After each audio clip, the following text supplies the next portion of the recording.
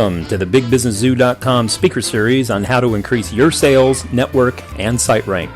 This series features video segments that highlight powerful ways to leverage digital assets such as video, podcasts, blogging, mobile apps, and other digital tools. Today we welcome Adryenn Ashley. Adryenn is the mediagenic finance expert, television host, and founder of such ventures as the Curing Unemployment Tour, WowIsMe.net, and Red Carpet Results.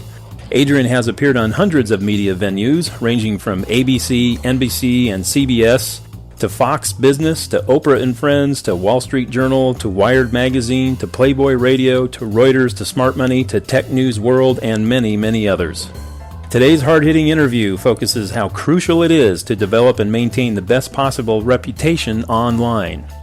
As an award-winning filmmaker and actress, Adryenn Ashley is used to transforming herself and others into riveting on-screen characters. She uses her well-refined techniques to transform everyday entrepreneurs and their brands into wildly successful business celebrities.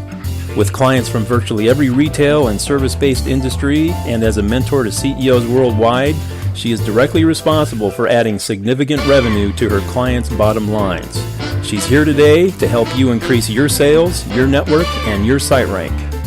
And now, here is your host, profitability strategist, marketing maven, as well as our beloved zookeeper, Catherine B. Trainer.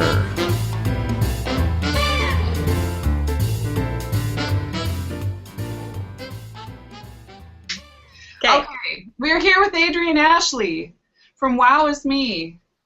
Adryenn, what excites you the most about your specialty in digital tools? We're talking today about reputation management. So as far as reputation management, how you're perceived online, how you're perceived in business, you know there's big issues because everything's digital, everything moves so fast, and everything can go in a good way fast, and they can go in a bad way fast. So what excites you the most about digital tools? Like maybe tracking, things that you can use to manage your online reputation. Well, the number one thing that I use to manage my online reputation is Google, right? You want to search, you want to know what's out there about you, and you should Google yourself daily or at least weekly. It's very healthy for your reputation. You need to know what people are saying, and that's kind of a key component. So Google Alerts, which are going away, there is a new tool which I'll post down below that's going to replace it, but alerts, you want to set up an alert so that you know when somebody is talking about you. That's a great process to get into. So one time, on a good note, one time it was like midnight and I got an alert, and it was two friends who were conspiring to surprise me at my birthday party. And I jumped into the middle of the conversation and I was like, oh my God, that would be awesome. And they're thinking, why aren't you asleep? And so that was awesome, and it works the same way as well. So at one point, someone said something really, really awful about a client of mine at 1 o'clock in the morning. Why I was up? I'm never up at 1 o'clock. I just want to put that out there. I'm not awake at 1 o'clock in the morning. But I was for some reason, and I got the alert. And I was able to quash that and smash it like within 5 minutes. Okay. At 1 o'clock in the morning. So it never got indexed really deeply, and it was gone. It was like, boom, gone, just a blip. So that was a really big deal to be able to take care of that really quickly. Same thing goes like with celebrities, right? There are some celebrities that you think about and you think, I used to think really badly about them and now I don't. Well, think about why that is, right? What turned that around? It was all of the commentary that you were seeing. It was the what was showing up online, what news was showing up. It was the media, but it was also the conversation that people were having online, and you can shift that. You don't have to have 1 million people saying the same thing to shift it. A couple of influencers are enough. Mm-hmm. And I think, too, people connect with when you have a heart. Yeah. And they understand that in every business you have employees, you have risks, there are mistakes made. Yes. If you handle it well, then you can absolutely bring your reputation back a lot of times. If you just ignore it or handle it badly or with hostility and aggression, I think that's a mistake. Yeah, let's talk about what you do when somebody says something bad about you. Okay. I run Yelp-sucks.com, which is the #1 complaint board for businesses who are being abused by Yelp. And it gives them tools and resources that they need to actually control what people see about them online. Because it's not just up to chance. You can actually use search engine optimization techniques to promote what you want people to think about you. And I want to take a step back just a little bit because people really need to understand, like you were saying, they need to know you, right? And that you're a real person and show your heart. And I want the people watching this program to know why they should listen to me as an online reputation expert, but also why I care. So let's go back all the way back, dial it back to 7th grade. And yes, back to 7th grade. I was going through puberty. I was not really understanding that shampoo was an important essential ingredient to keeping your hair clean, so it was very greasy. And then I would use the curling iron and do barrel curls down the front because it wouldn't feather because it was so greasy, and then the grease would get on my face, and I had a horrible acne problem, and I really only knew how to put on hooker makeup because nobody taught me how to put on makeup correctly because my mother didn't wear any. So I had it was tragic, to say the least. I mean, absolutely tragic. Me too. Yeah, same. Yeah. And I can't even put a picture up of it because it was so bad. But I was ugly duckling stage. And back then, the Hardy Boys were a big deal. And I had this thing for Sean Cassidy. I just loved him. My mom made me a pillow with those iron-ons. I used to iron on the T-shirts. She ironed it on and made me a pillow so I could sleep with Sean Cassidy every night. And And in chorus class, there was a boy who looked just like Sean Cassidy. So I don't know if you've ever been to chorus, but you have assigned seats, so you sit where you sit the whole entire year. And right next to me was my former best friend. That day we had a just knockdown, drag out. I hated her, she hated me. We were never going to be friends. We were enemies, and we were stuck sitting next to each other. And at that same day, I gave this beautiful boy a note that basically came across a lot like some business owners come across to their customers. Oh, please, just give me a try, please, pretty please. I'll be awesome. You won't regret it, please. A little desperate, right? Yeah. And that would have been okay, except that he read it out loud to the whole class. Where? In front of 100 kids in my school. Oh. And I still could have overcome that. Right? Yeah. Mortified, and keep in mind, 7th grade, no skill set, no social skills, absolutely nothing to combat, no idea how to combat this. And then he asked me if I was a virgin. And my best friend, former best friend, said, say yes. And I'm thinking, you hate me. No. And he said, are you sure? And I said, don't you think I'd know? Oh. And from that moment on, I was labeled a slut. And this is way before social media. There was no way to combat it. Rumors spread like crazy. 100 kids walked out of chorus class. They told 2 friends, who told 2 friends, who told 2 friends. And by the end of the day, my reputation was ruined. Oh. And that continued on into high school, where I was thrown downstairs, thrown into trash cans, called horrible names. And I mean, this was an hourly occurrence where I was bullied and humiliated and tortured. Hourly. Not just daily, not just hourly. And there was nothing you could do about it, because back then we weren't even aware of stuff like that. You were just the kid that got beat up. Oh, well.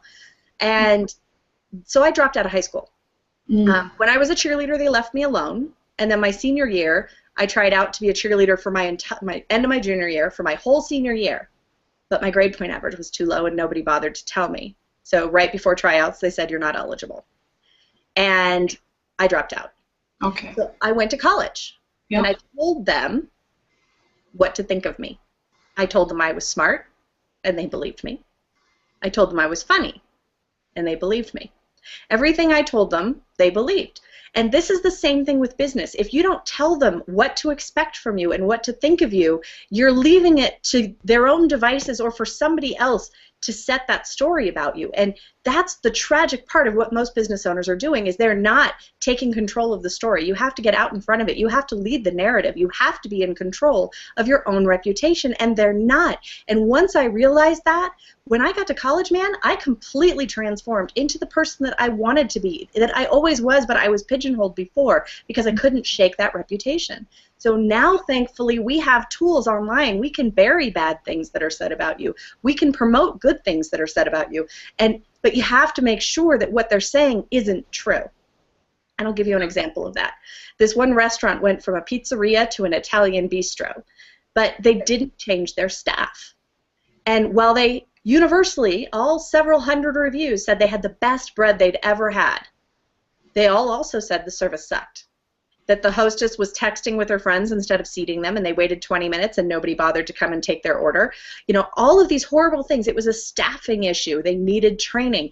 And the owner refused to see that and just said that Yelp was torturing them and trying to make them look bad, when really, when you read all the reviews, they were legitimate concerns that the owner should have taken to heart and said, I'm going to fix that. And that's what you do when somebody brings you a complaint. You turn it around, and the number one thing, I hear you. Thank you for sharing this with me, and I'm making a commitment to change it. I would love to have you come back and try again once I've rectified the situation. Would you be willing to do that? If not, I totally understand, but I appreciate your concern and wanting to make my business better. Exactly. Right? Neutralize. Turn it around. Build rapport. Yeah. And that's the other thing that I've learned from you, Adryenn, is that a lot of businesses, because they have not built their online footprint adequately, they have not tagged their website right, they don't show up. Right. And the only thing that shows up is those Yelp reviews. Right. And, that can be, you know, you're putting yourself in a really perilous position because you have no avenue other than that to address any concerns that come up. Right. And you're kind of channeled in that train track, and you're stuck. And to try to overcome that momentum, it would be like what you dealt with as a youngster. Yeah, it's horrible. You can't, when a train's rolling that fast and it's that strong, you can't overcome it. So there are, you don't have the tools. Well, there are things you can do. So if you have negative Yelp reviews, I am guessing you probably have some legitimate 5-star, 4-star reviews that are filtered. So you go to those filtered reviews. If you're a small business owner with a limited number of clients, you can probably identify who those people are, find them, and then send them a really nice email saying, thank you so much for your review. I appreciate your feedback, and I would love to have others see it. Unfortunately, Yelp has filtered your review, but if you like, I would love for you to post, and I've copied it for your convenience, your same review onto Google. Right. And put the link to your Google page where they can do that. And, you know, half the time they'll do it. So it's like free reviews. They've already written it once. Just have them spread it a few other places. And that will definitely help, because at some point, you know Google's going to turn them off. You heard what happened already, right? One day, Yelp yelled at Google and said in the Google page, they were putting synopsises of the Yelp reviews, right. And Yelp said, you can't do that. That's our intellectual property. Oh, yeah, I heard about that. And Google said, fine, let's just turn off the spigot. And they lost like 98% of their traffic. Well, yeah, I haven't seen that showing up on Google results at all anymore. No, they came to an agreement, yeah. But that was very interesting that they did that, because they showed, you know, and this is the same thing that most businesses need to think about as well.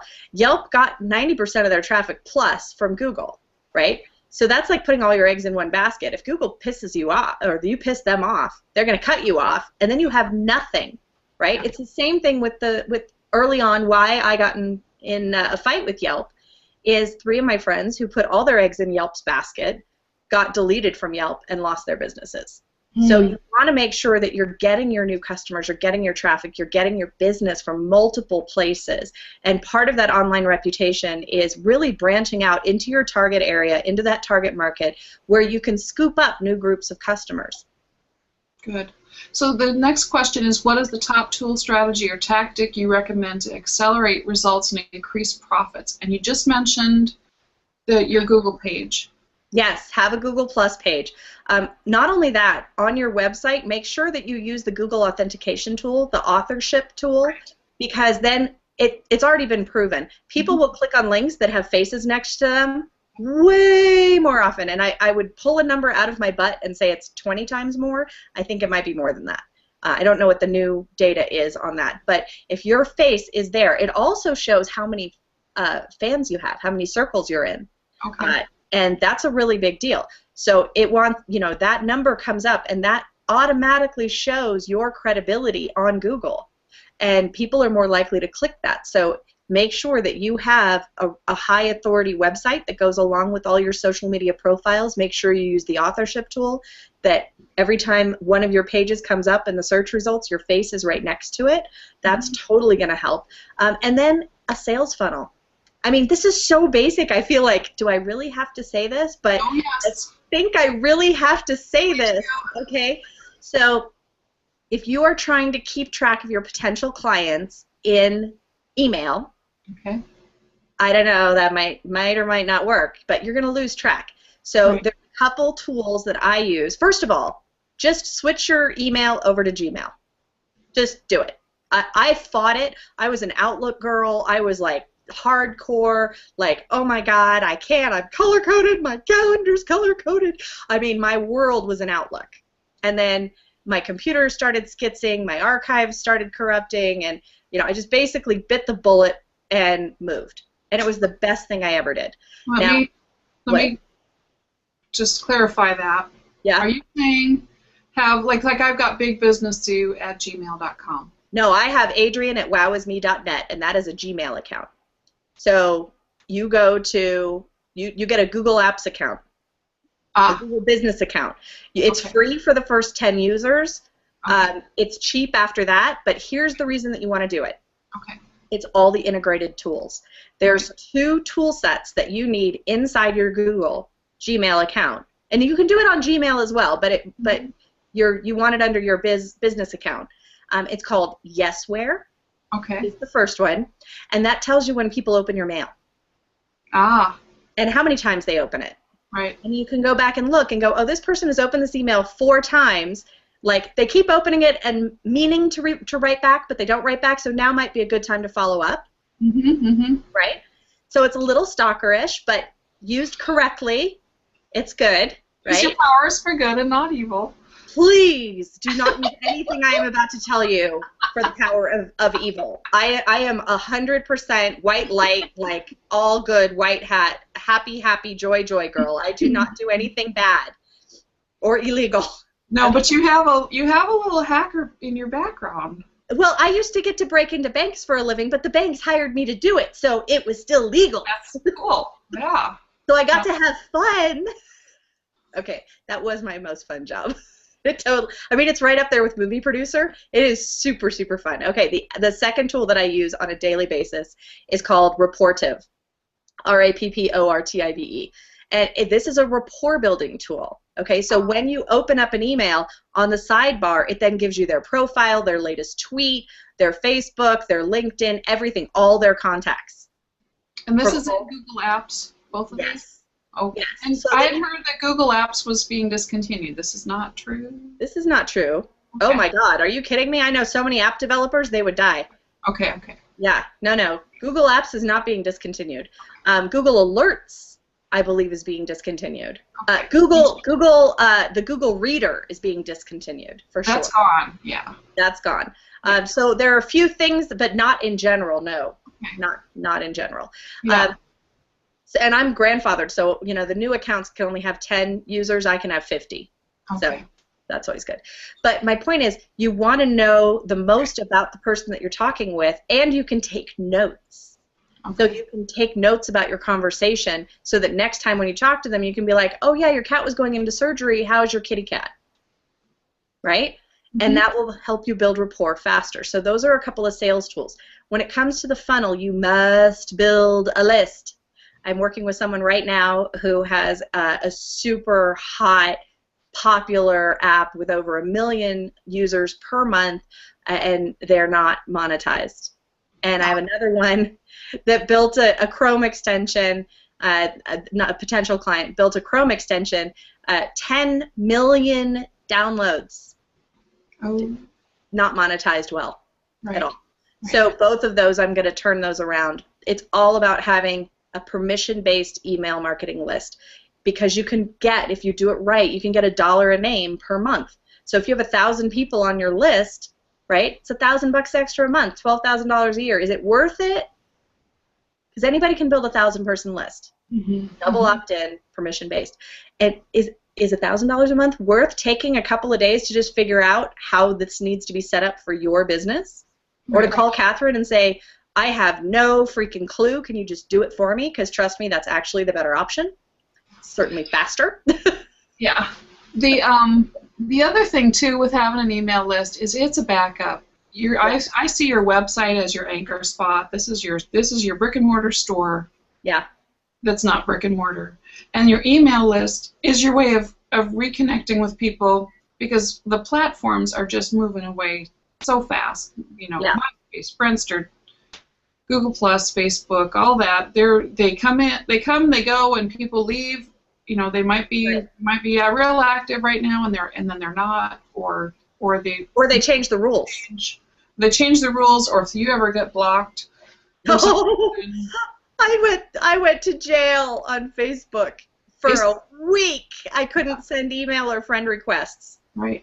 Oh, that was brutal. But if you don't have any way to reconnect with people with an email list, you're stuck. And then you have to start from scratch. So let's talk about your website as well, because just like your email list, backup, backup, backup, backup. Right. So way back when they were doing all those WordPress penetrations, I added a bunch of security to my Yelp Sucks site. But you know, that's the site that gets 60,000 visits a month. You know, anywhere between 5 and 60,000. It varies depending on how many times that month I've been in the media.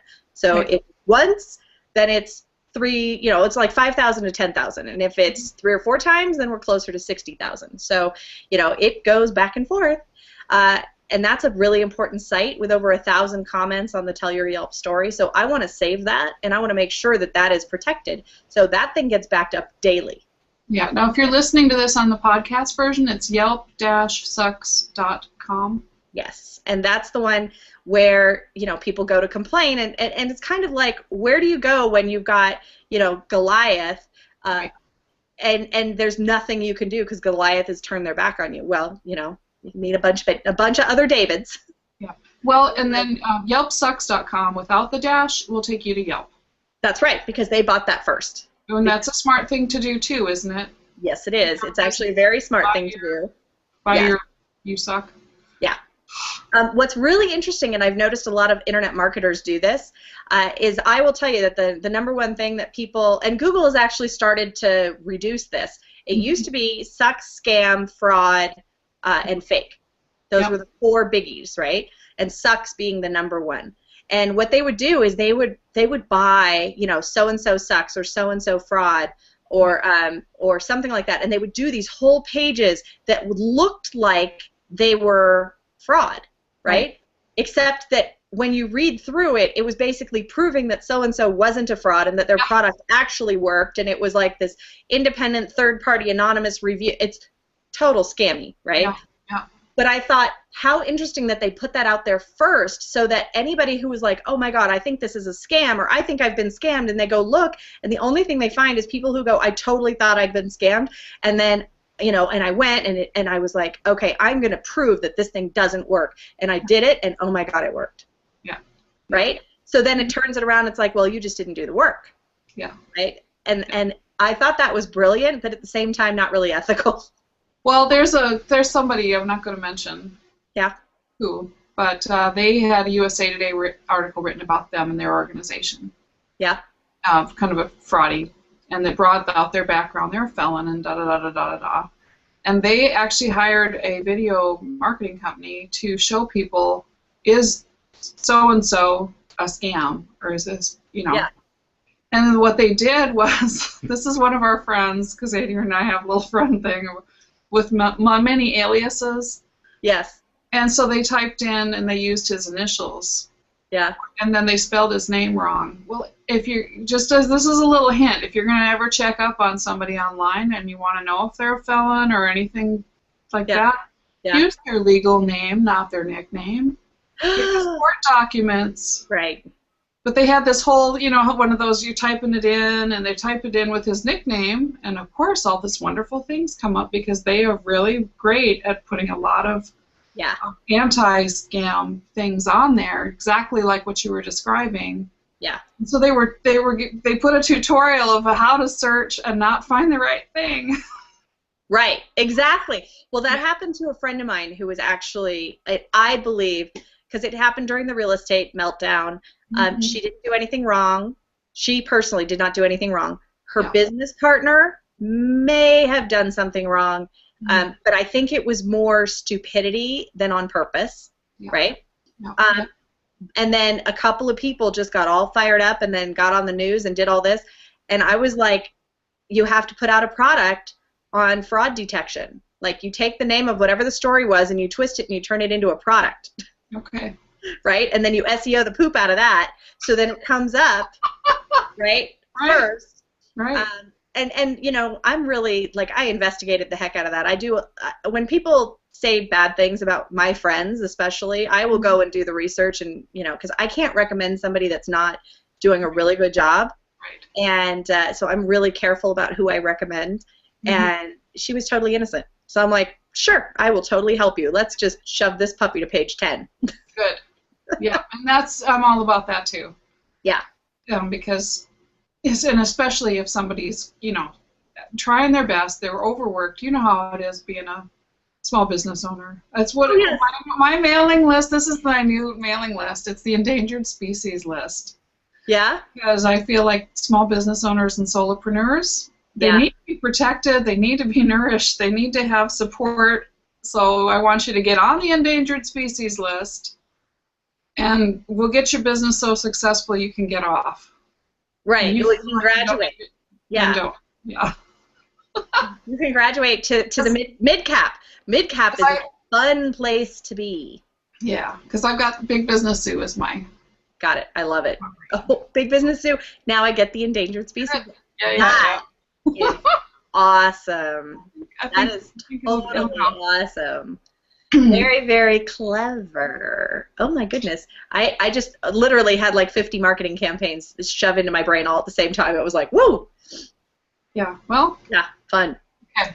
So, I don't plug myself on these interviews, except for right now. I was going to say, I think sideways. I have an MBA in marketing, and I understand profitability, and I'm, you know, all about building a solid business in that. But for whatever reason, I can kind of shift things or see things coming that people don't see, because I've really tapped into a lot of highly varied things and people.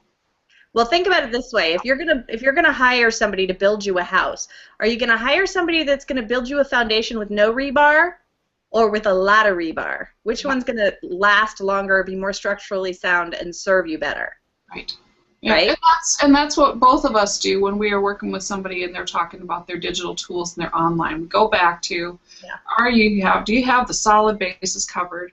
Because if you don't, and you're just flip streaming on top with Facebook and Twitter, and that's all you're doing, and you're being not smart, because it's wasting. It's wasting, right? It's all froth, and you need the substance, right? And you need to capture where's your database, where's your funnel, because you have to move them through. That was so funny with Jennifer Bagley.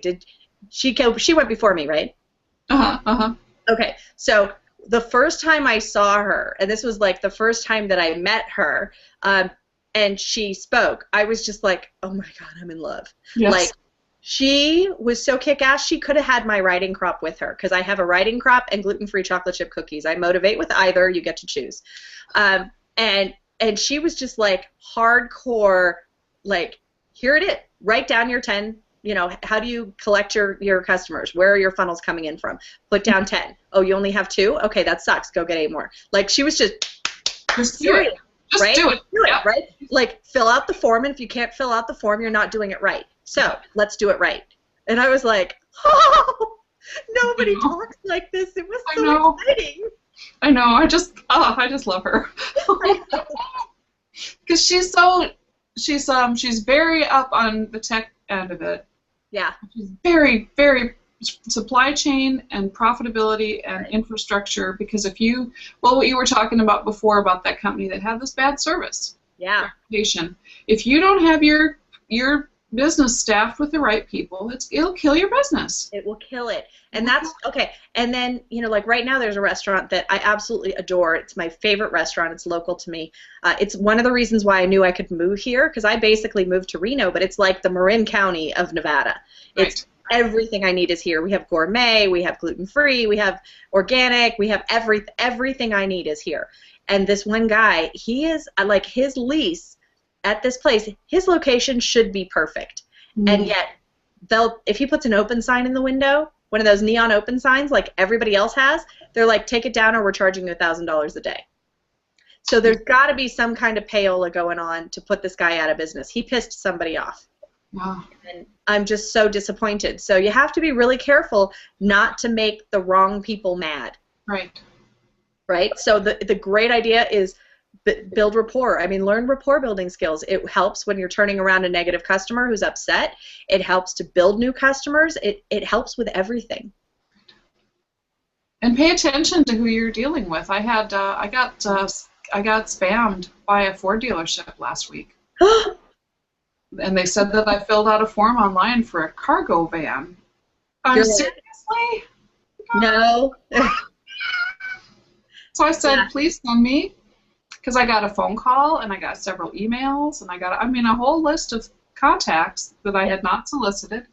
And they said, oh, well, you filled out a form. And I said, would you please send me the IP record of me filling out that form? Because because of social media, I was able to reach out to Scott Monty, who's their social media person, and I said, hey, you need to know this is going on. So poor them, because their Friday didn't go like what they thought, I don't think, because he said, we're on it. So here's the thing. Every major company has a Twitter. And I was trying to get something done with Chase Bank, which was my mortgage from my house in 2009, and they had done some nefarious things and some I believe, my opinion, illegal things, and they were not responsive at all. And I tweeted, and man, I had the executive office in like 10 minutes. Yeah. So you tweet, and it goes, and that's just. In terms of, and I was nice about it. I was like, I have a problem, please call me, right? Yeah. Or, so you don't even have to be really, like, negative, but they will call you back. Like, if you're tweeting them, they want to make sure you don't, like, go off. Yeah. So that's another secret tool. And I know we're almost out of time here, so I didn't know if you had any last questions. My last question is, what do you think, I want you to put on your prognosticatress. I love the words. I make up words. Yeah. A little bit. What do you see is in the next year? What's the big change as far as being able to manage your reputation and stay on track online? Well, a lot of the tools that have been out there, we saw with the Penguin update, they got rid of all of those article directories. So you used to be able to, write one article, blast it out to 1,000 directories, get 1,000 backlinks, and that would be great for your website. Now it's not so great. As a matter of fact, they came out with a disavow link tool, which is really expensive, and otherwise you have to do it one by one, disavowing all of these incoming links, saying that's not me, because that was actually an online reputation tactic. Oh, I know. Yeah. If you wanted something to go away, you would go buy like $5 on Fiverr. You'd go and buy like 100,000 backlinks for $5. So of course they're all crappy and spammy, and then Google would blacklist the website, and boom, your problem was gone. Or you can do it to a competitor. Or you do it to a competitor. I on the other hand pulled a little thing where this person who was being mean to one of my clients had the same name as a child molester. Oh no. Alleged child molester. He was arrested for, maybe it was kiddie porn. Whatever it was really bad. And so I just SEO'd the other guy. So positively. So that the first 5 pages were all the bad guy.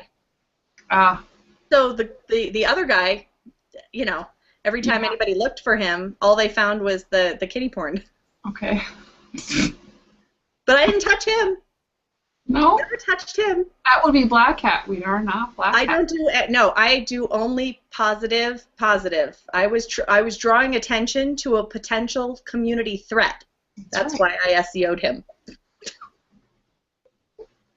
I'm so bad. It was a little, a little bad, but I'm just a little bad. So use good. So content is king. Really, the number one thing. Your blog needs to be updated every day. If you want to do that with an RSS feed, pulling in from other places, okay. If you want to use OnlyWire and have your blog post go to all of your social media at the same time, and then have it go and cross post, that's great. But you want activity every day, and that's how you're going to get to the top of Google. That's what they want to see: fresh, unique content. And then I think having some real high quality backlinks. Yes. That's one thing that this series is showcasing DNet. Yep. And the ability that we have to go there because they have that much activity generated. They have a really high page rank, and so when you put your article and link it back to your blog, it's like having the Huffington Post or something. I was just gonna say that. Could you imagine being on the ground floor of Huffington Post? Oh, I know. Hello. Yeah, I know. Yeah, so that's what's happening there, and it's a major reputation management and SEO magic. Yeah. And search juju. So absolutely, it works. If you have no online presence, it is the fastest way. Yeah. Or if you only have a little bit, it is the fastest way to take up all of page one with your own stuff. Yeah, because I've noticed now that they've relaunched. Yeah. Started putting things out, and it's like they weren't kidding. Yeah. It's popping things right up. And it's because they have such a high page rank, and you get to piggyback on their authority as a group. Mm-hmm.